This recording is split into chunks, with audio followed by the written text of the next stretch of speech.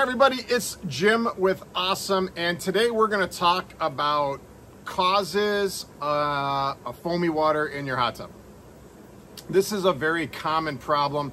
I see posts about this 3, 4, 5, 6, 7 multiple times a day on various different platforms. So you've got your hot tub and it looks like it's a bubble bath. This is, again, very common. But why? I've got my computer here because I wrote down my little notes and I don't want to forget. These are important things. Some of the reasons why you may have foamy water. Okay, so reason number one, soap residue. Now, in our household, we don't wash our bathing suits separate from anything else. However, my care routine's a little bit different as we use Aqua Clarity on a weekly basis, so that really takes care of any potential foaming issues. But if you're not using Aqua Clarity, soap in your bathing suits can absolutely cause foaming issues. It's a soap, okay? So that's number one. You could have soapy soap in your water. Buildup of oils.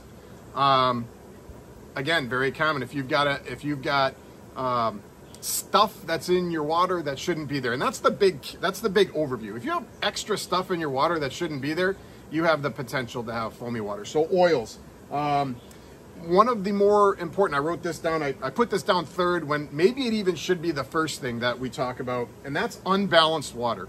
If your alkalinity is low, you've got low water hardness, these are very, very common reasons why you could have foamy water. So it's extremely important to make sure that your water's balanced. And this leads into another little branch off this tree, is identifying our water balance and identifying how to balance our water properly.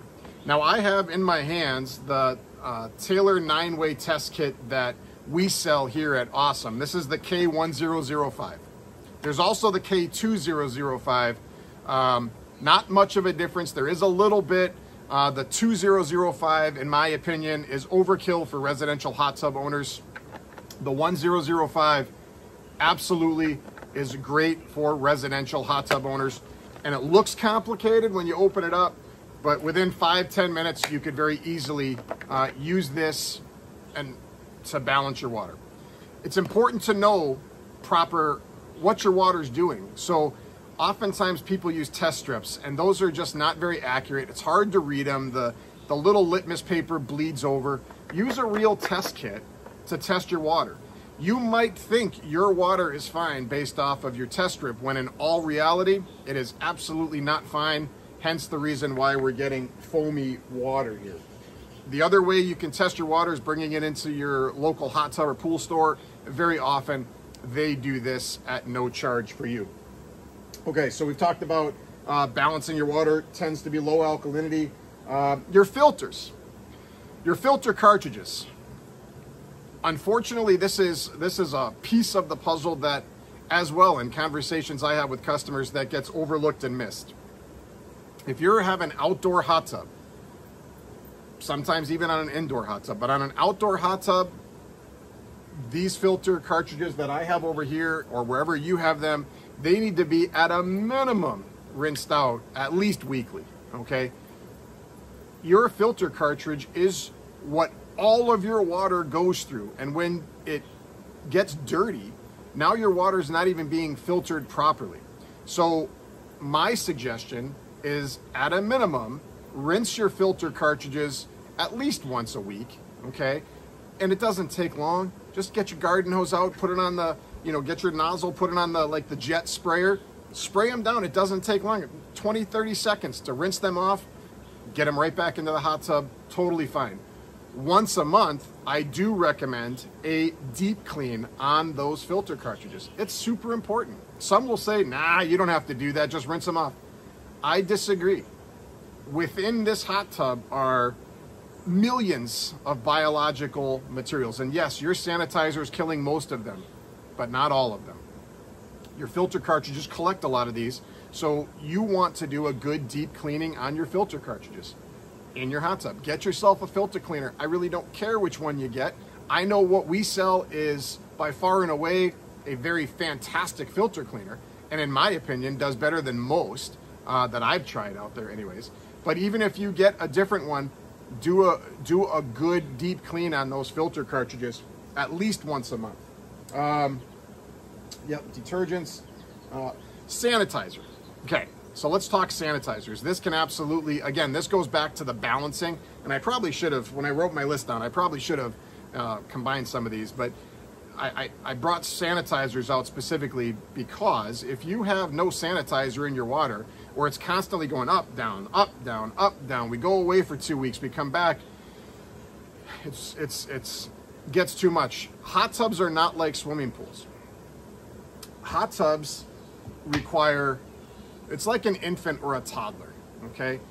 Your swimming pools, your teenager, young adult, yep, you got to do some things sometimes, but for the most part, it can be pretty much on cruise control. Hot tubs are not like that. Even a hot tub that's going unused is going to eventually have problems, okay? So we want to make sure that we are properly sanitizing our water. That is by far and away for our health more than anything else, but no chlorine in your water, no bromine in your water, and if you're using the frog system, there's a lot of different options out there. But I've talked to people who, I haven't gone out and opened up my hot tub cover in 3 weeks because no one's been using it, so who really cares? Well, your hot tub cares, your water cares, and now you're just going to have additional problems that are going to move downrange. It's going to get worse. Okay, so oils, lotions, beauty products. I'm not a guy that advocates necessarily that you need to shower before you get in your hot tub. Some people do. Again, my Aqua Clarity system protects me from that. So if I'm 5 o'clock in the afternoon, want to go jump in my hot tub, last night I did a video of me in the hot tub talking about another issue, but I didn't go take a shower before I got in my hot tub. I literally left my desk, got my suit on, and came into my hot tub. Enough said. But if you traditionally have a lot of lotions or hair products, a lot of makeup, I would suggest maybe trying to remove some of that stuff before you get in there, as that will have, by removing some of it, it's going to have less of an impact on your water. Then finally, we're going to talk about biofilm. And this is unfortunately, when the word biofilm gets mentioned out there in many of these forum posts, a lot of people just poo-poo this away. Nah. If you keep proper chlorine levels in your hot tub, you're never going to get biofilm. For lack of a better term, that's BS, okay? Biofilm is going to build up. Now, and I talked about this in the video last night, and this is a huge if you can maintain absolutely perfect water balance 24 hours a day, 7 days a week, 365 days a year, yes, you will have a very limited opportunity for biofilm growth in your hot tub. There are very, very few people who actually can do that. I work in this industry. I maintain hot tubs. I talk to thousands of people a month. I service hot tubs. I can't do it. Even in my own hot tub, I don't always keep perfect water balance. And this is what I do for a living. So if this is what I do for a living and I still can't keep 100% perfect water balance, it's hard. When we've got other lives, we've got kids, we've got spouses, we've got grandkids, we've got events going on all over the place, we've got vacation time, business trips. If you live in the northern climates, we've got winter. There's been times, I live in North Dakota, but there have been times, January, February timeframe, when it is 40 below zero. We've got snow that's piled up over the hot tub. Sometimes it's just I'm not able to get out there to it. Not because I don't want to. It's just, we have a blizzard that gets 2 or 3 feet of snow, 60-mile-an-hour winds. I've got snow drifts that are all the way up my house. So the hot tub takes a back seat until I can get everything else done. So my point in all of this is that, yes, biofilm does play a role in foam development. If you're not actually purging your tub, and this is one of the things I talked about in last night's video. If you've got foamy water and you know what, I'm just gonna drain it and refill it. Fine, we'll purge it first. It's not that hard. It adds 30 minutes to the whole drain and refill process. Not that complicated. So anyways, these are a lot of the reasons that we have foamy water, okay? Big things to look at are water balancing, making sure that we try to prevent soaps and whatnot from getting into the water, and then making sure that we've got proper sanitation levels, and then making sure that we purge our hot tub.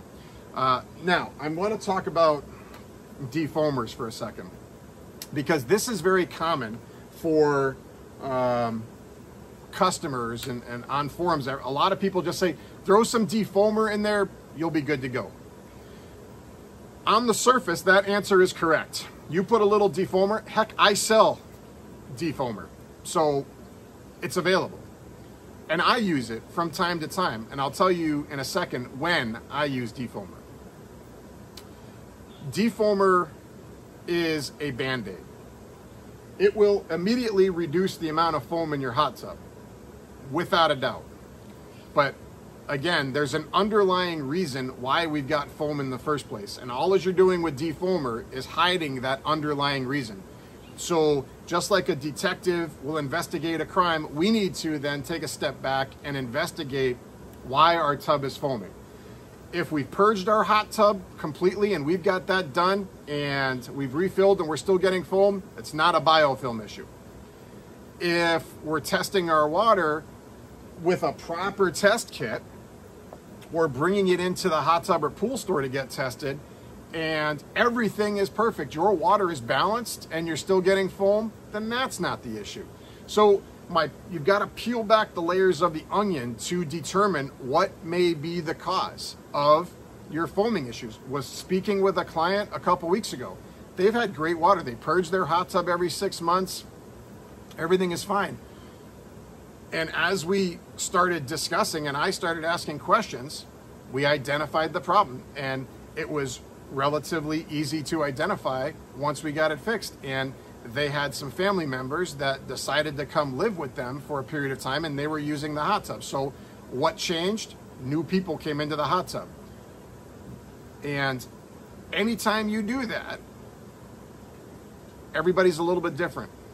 The oils, the skin cells, the way we take care of ourselves, our clothes. And so it ended up being that the family member who was living with them was washing their suits in their regular laundry, and for whatever reason, it wasn't getting all of the soap out, so it was causing foamy water. So it was just a soap. Easy, but you've got to actually dig and find out. Now, when do I use a defoamer? I will use a defoamer when I either mistakenly put too much Ahh-Some into my tub and I've got foaming, excessive foaming. I'll throw a couple drops in there. If I'm hosting a party and for whatever reason I've got a little bit of foam, which does happen to me too. My water doesn't stay balanced all the time. So if I've got a little extra foam and I know I've got my kids coming over with some friends, I'll throw a little defoamer in there just to make the water look good for the afternoon or the evening that they're coming to use the hot tub. And then once they're done and that's gone, I will start investigating and figuring out what actually is going on. And in my case, most often when I start getting a little bit of foamy water, there's two main reasons. One is I've got a slight imbalance somewhere. I tend to have a lower alkalinity level in my tub, so that's very often the reason. And then I've got daughters who use some things in their hair that are not very compatible with the water. So in those cases there, I'll use a defoamer here and there. But generally, I don't really like using a defoamer unless you absolutely have to. Let's just find the reasons why. So I'll put all this stuff in a write-up on the bottom of the video. Thanks for sticking around and watching this and listening to me talk. But hopefully you got something out of it. And like always, if you have any questions, concerns, problems, feel free to ask your question below in the comment section. Don't forget to subscribe to our Ahh-Some Water Care channel. so you can get some updates when we post new videos. And as always, my email address and phone number are on the back end of this video as well. So feel free to reach out and talk to us. Oh, one more thing. And I posted this on another video, but Ahh-Some Water Care, we spent a lot of time over the last year, year and a half, and we've got our own brand new lineup of chemicals, which is great. For those of you that are on TikTok, head on over to our TikTok shop. You can just type Ahh-Some or Ahh-Some Water Care. We have a huge sale going on our Ahh-Some branded chemicals. We've got pH up, pH down, alkalinity up. We've got non-chlorine shock. We've got the defoamer, and then we've got hardness control, some calcium for your water. So great opportunities there. It's a limited time, so if you want to get yourself some, stock up. You will never find better pricing. I promise you that. But otherwise, have a great day, everybody. And again, if you've got questions, don't hesitate to reach out. We'll talk to you later.